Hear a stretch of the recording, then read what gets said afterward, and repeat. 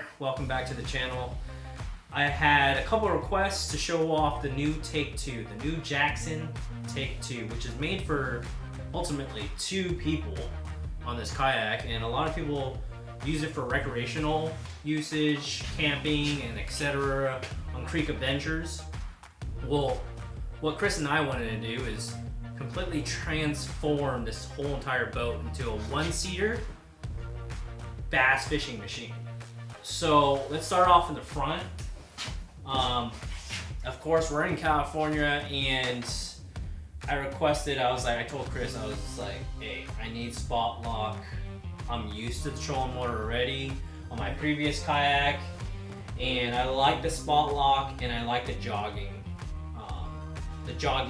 a bank, and just keeping a straight line wherever the trolling motor's pointed at, so I could fish that stretch whenever I do, such as the delta and etc.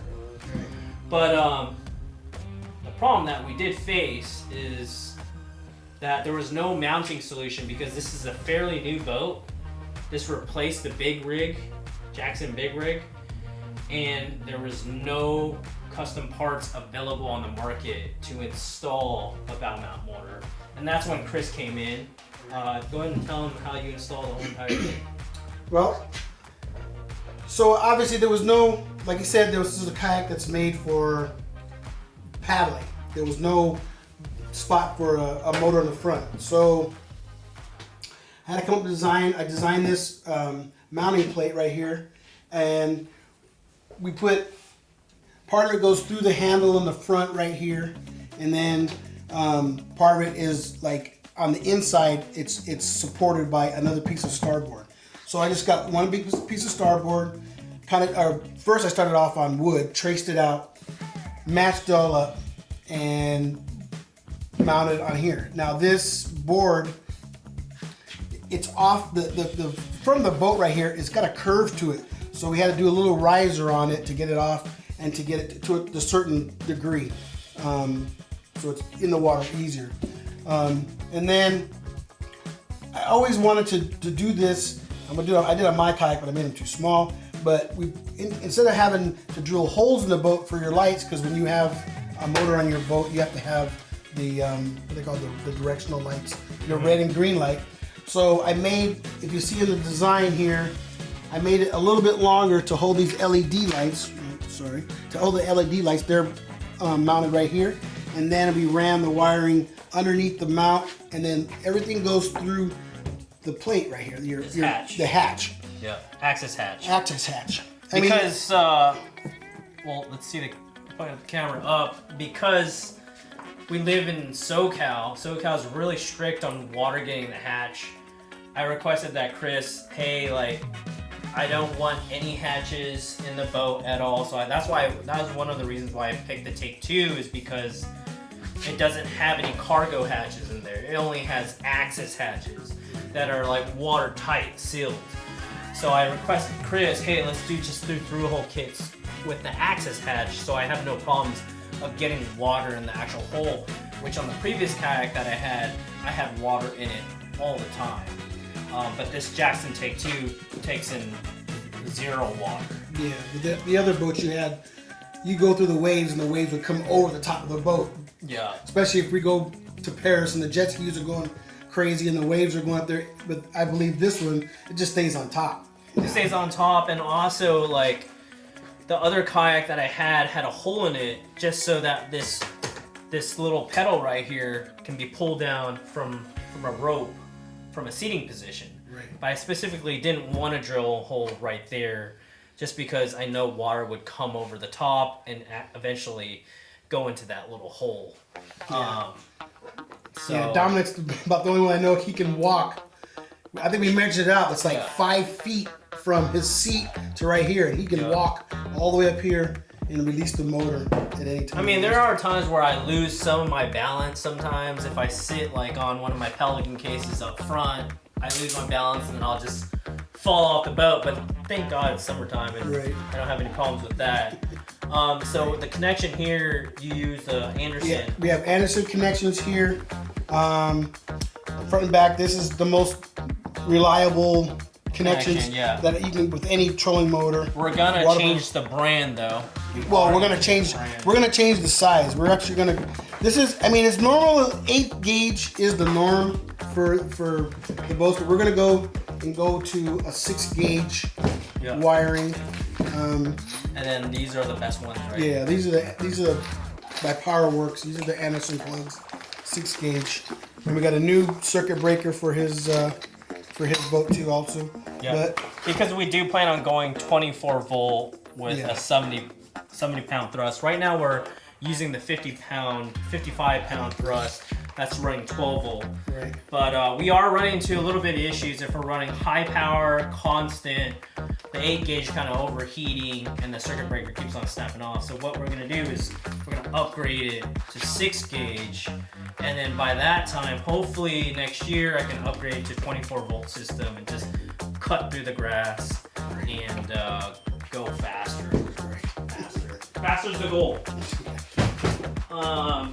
But yeah, faster's the goal. But when you get a trolling motor, a trolling motor is not made to go 5 miles, 6 miles down the road At 100. At 100. 100%. On mine, I always go to the 100 and then I click it back one.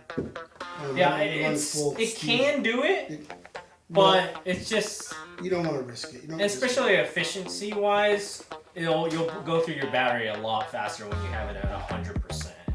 And being as hot as it's been out here. Yeah, it's a whole different story. You might toast your wires. Yeah. That's why we're going on the safe side. We're going to 6 gauge.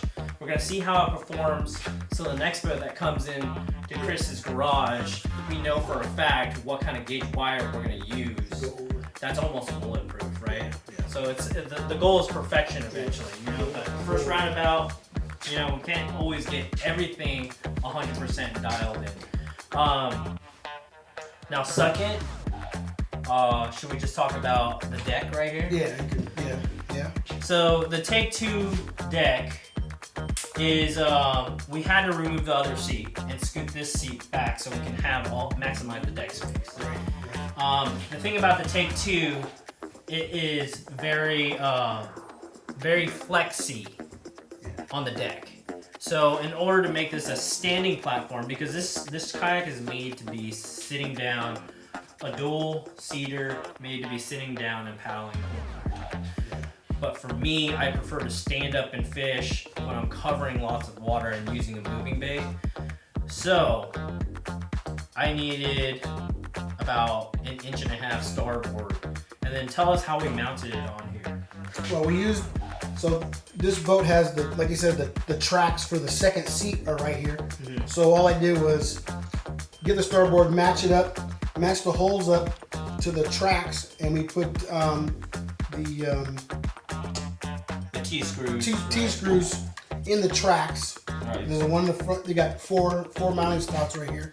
And now it actually, because the boat has more support on the outside where it doesn't have anything in the middle. So now with this board, all the weight is distributed across all four corners. And right. Now it has no bend. This thing's so solid. Right. I've tested it for, what'd you say, like three months now? Yeah. 3 months standing up on this thing, and it's a beast. Like, I have zero problems with it. I went on Amazon, picked up some of this deck mat material for, I think it was like $130 or something like that. Cut it up the next night after I got the boat back from Chris, and I literally just slapped it on there. It's going through a little bit of wear and tear on this piece, but that's because I'm always resting my feet around this area and just rubbing against it. So the plan is that we put another piece of starboard right here to make it all the way even. But our plan is, moving further down the boat, is to raise this seat up, because I've been having issues from this high standing point. Because it's such a long deck, it's hard to find where my seat is sometimes. So when I'm looking back, I'm looking for my seat, and it's so long ways when I'm standing right here. It's such a long ways to go look for my chair. It's in another zip code. It's a good problem to have sometimes. It's another zip code. Right, exactly. So our plan is to raise up the chair like I said, we're not going to get this thing dialed in first trip, first round because it's such a new boat. There's not a lot of parts for this boat, period. Everything's got to be custom. Everything is custom. This is a custom boat. Custom fab. And so we're going to raise this up. I believe we're going to probably raise it up 4 inches. Or we might even have a little custom project of maybe putting a bass boat chair. Could be. Possible. Putting more starboard, extending it, transforming it to a bass boat chair. John Ferreira is one of the guys on Instagram. If you guys are seriously looking at Take 2 and considering it as a bass fishing platform, John Ferreira on Instagram, he was truly inspirational for this project. Yeah. He really was. What do you want to talk about next? So one good thing too that you have the tracks here on both sides of the seat. You got plenty of spots you got your fish finder, you got your transducer arm, tool chest, you got your my livescope, the fishing specialties handle. Yeah. And if you guys have any questions, leave a comment below. We'll list all the parts that we did install. Like for instance, this livescope fishing specialties holder. This is something that I got recommendation from AJ Ramirez. Shout out to him. He told me about it, and he told me that Sean Holyfield was the one that recommended those. But it's a worthy purchase. Like down the road, I'm using these to hold my livescope pole all the way down to Clear Lake sometimes, or all the way to Lake McClure. I'll leave my livescope transducer and pole all stored right there the whole entire trip. It's super convenient. Let's move on. Let's move on to this transducer. So right here, we're using the Scotty mount. Because this is such a new boat, we had issues placing the transducer in this scupper hole right here, which normally is supposed to be there. But since I wanted my side scan function, I decided to just pick up the Scotty mount, and all you have to do is just bring it down, drop it, literally like that, and screw it tight, and there you go, it's done. And then all the extra cable, I just grab some bungee cord, and I'll just bungee this to the chair right here, like so, and it's done. It's just right there. We went with we're gonna move further to the back. We went to 2 Black Pack Pros. This is a 13x16, right? Right. This is primarily all for tackle, right? So all my Plano boxes, this is more than enough room for all the tackle that I bring on the water, especially if I got the fish dialed and I know what to do already during tournament day. But let's go into depth of why I wanted to set up the rod holders like this. Well, one concern with of Dom's, he didn't want to have, because Dom does all his filming for his YouTube channel. He does his camera is mounted back here. Well, he didn't want to have rods all around right here, because the camera would see the rods. So if you look at any of his videos, you don't see any of the fishing rods. When he has his back camera. Yeah. So these Backpack Pros, they're Backpack Pros. You can mount so many things to them. So we came up with an idea. We just put 2 pieces of starboard across the back, mounted it to the Backpack Pro. And the reason behind that too, not just having a clean image of the GoPro itself, but functionality. Right. So every time I open this hatch, the rods, if you put the rod holder straight against the case right here, it wouldn't open all the way. It would open up to this much, and then it would shut back down. So it was basically impossible for me to keep this lid open at all times. So this is where Chris came in, and he made this fantastic rod rack. Yeah, so we put 2 pieces of starboard all the way across, mounted it to the back of the box, and then we measured out, spaced them out, each of his rods he has more than enough room with bait casters all the way across. Yeah. And we screwed the rod tubes into the starboard right here on top and bottom. So give him a solid base. It's not going to go anywhere. And like he says, he can still open his box up here and still have no rods. Plenty of space. Yeah, the rods won't hit right there. See, exactly. Yeah, the rods right there. That came out really good. I like that idea too. And you got 2 on the side right here. Oh Whatever, yeah. but So it still doesn't count. exactly. So on tournament day, you know, you're not gonna need more than what 8 rods for sure during tournament day. Especially if you had a really great practice and you found a pattern. Maybe 3-4 rods for your pattern, and then the other rods could be backup patterns. That maybe if conditions change, you need to have something as a backup plan. Let's go further down into the last box. This is a 16 by 16, and this was on my older boat, and we chose to bring it on to the newer boat. Let's go ahead and dive into that. Okay, so this right here, this is the power station box. We have a 100 amp, we got a 50 amp, and we have a 30 amp. So the 30 runs your, well actually it all runs through the Yak power system. And as you can see, we have the NEMA system on here also too. Well, the 30 is mounted straight towards the livescope black box, and he installed an on and off switch right here on the outside, so I can turn off the livescope transducer, so I don't damage that transducer from spot A to B, especially if I take out the transducer during these hot temperatures. 100-degree weather, you will for sure damage your transducer, leaving it outside of the water and leaving the live scope on. Right. You don't want to leave your live scope on while your transducer is out of the water. At 100-degree temps, Yeah, even 80-degree temps. It just wants to run and run and run. It never accomplishes what it's supposed to do. So we mounted the box for the live scope is down here, and then the 50 amp battery has 2 purposes. Yep. This runs your graphs and It runs my red and green lights. running navigational lights. And also, it's a backup battery in case Dom goes on a long trip and he runs his 100 down.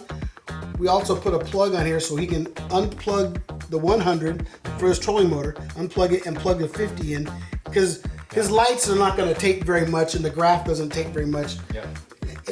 I mean, if it's a 50 amp, it may go down about, I don't know, about 45 in a day. You might go down to 45. Well, it'll not leave me enough juice to get back to the ramp. Right, for sure. right. Or you know what I at mean? least Like, back to shore. Yeah. Get somewhere. So if anything happens to my 100 amp hour, I could just resort to the 50 amp hour just to get back. But I've had no issues. The only issues that does come across once in a while is just overheating of the wires. But we're gonna fix that problem. We're gonna go 6 gauge, and we're gonna replace the circuit breaker right here to the red one. And he also has we put a port out here so he can plug his GoPro in on that side over there. Run all day. Run all day. And and we rerouted. I'm gonna rerouted all the wiring and connected it all back to the box. It's all tucked away. We're gonna redo a little bit more to it and make it a little bit nicer. It looks really clean right now. But we're gonna. He's just gonna make it perfection. Yeah. It's right now it's at a 9. We're gonna make it to 10. Yeah. And he can run this.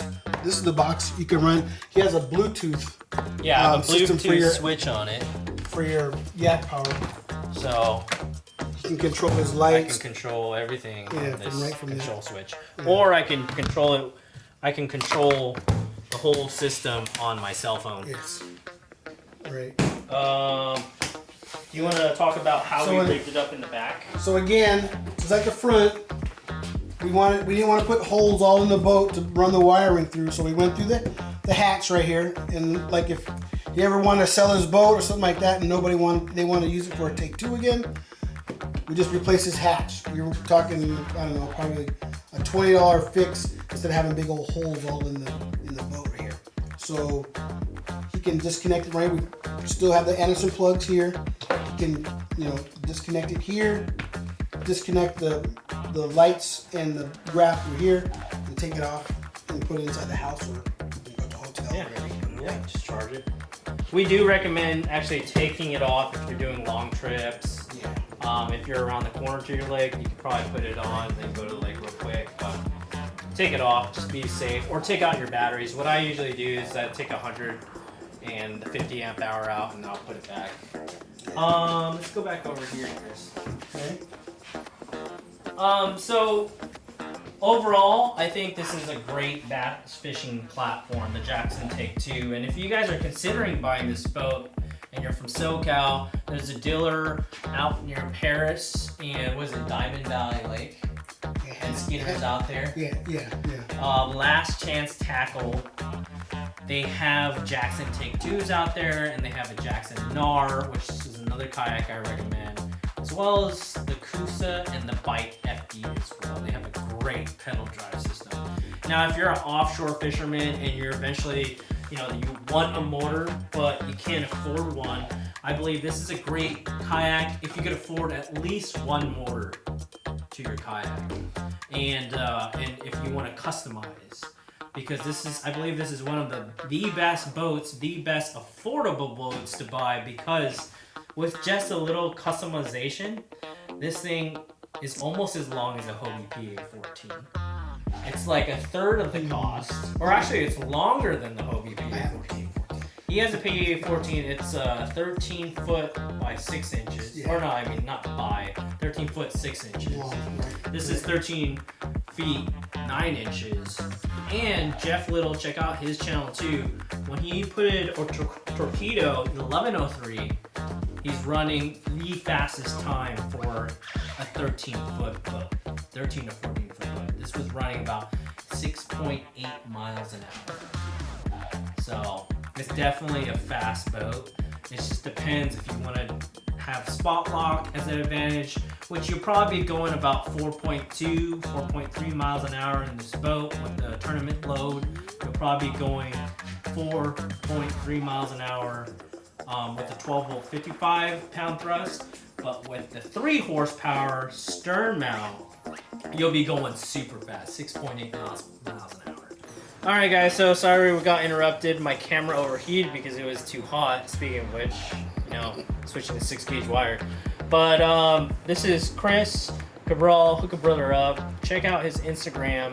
Gotta thank Z-Pro, gotta thank Jackson Kayaks for helping me bring this big bad Take 2 all the way out into the West Coast. Gotta thank Last Chance for allowing me to ship it to their tackle store and their boating store. Who else do we gotta thank, Chris? Jesus. We gotta thank Jesus.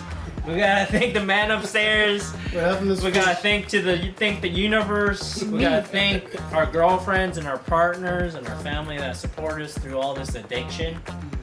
But yeah, if you guys want to get your boat or your kayak custom rigged out, go check out Chris's Instagram. You can reach him there. It's literally Hook a Brother Up on Instagram. Follow him, and yeah, wish us the best on this Take 2. We're gonna try and make it perfect, and maybe we'll make another video on the things that we disliked about how we first rigged up this kayak and the things that we fixed. So hopefully everything will be running perfecto by that time. Right. Cool. Is there anything else you want to say? No, that's like I said, it's a new boat. We got new things happening with it. Some new innovations coming with it, and we're working on that, and we'll get it. The goal is 24 volt. We'll get it dialed in. 24 volt. 2 motors. Yeah, 70 pound thrust, maybe 2 motors. 2 motors. It depends how fast this 70 pound thrust goes. If it goes 5, then it's good enough. Yeah. No, but like I said, we're gonna innovate and make it great. How's that sound? Yeah. Good? Yeah. I mean, if you want to do a test run with my boat at any time, you can slap an NK300 or NK180. It's coming. It's coming. That's your plan, right? Yeah. I'm gonna upgrade mine too. Oh shit. I'm gonna have a motor on the back. Hell yeah, dude. So we'll see. His plans are pretty big, and if Chris doesn't make a YouTube channel, that content will show up on my channel. We're working on it. I'm working. I'm a newbie at this. Okay. I'm not a seasoned veteran like you. Yeah. I wouldn't say I'm seasoned, but yeah. All right, guys. All right. Hit this video. Hit that like button. Subscribe. Comment below anything that you're interested about this boat in terms of parts, the way he rigged it, and maybe possible custom parts that Chris made. He could probably make one for your boat, your Take Two if you want.